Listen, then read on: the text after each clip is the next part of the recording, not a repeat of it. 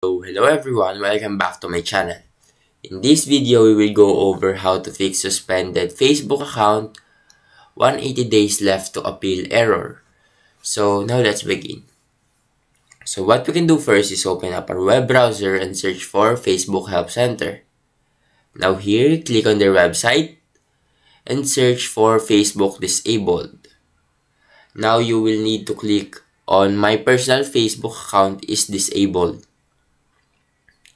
After that, go to the section where they ask if the solution they provided was helpful.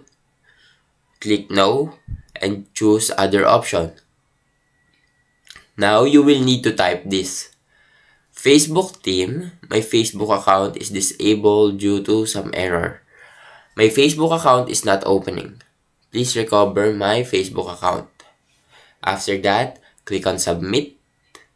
And that's how to fix suspended account 180 days left to appeal error. And that's everything for this video. Now if this video helped, please leave a like and subscribe.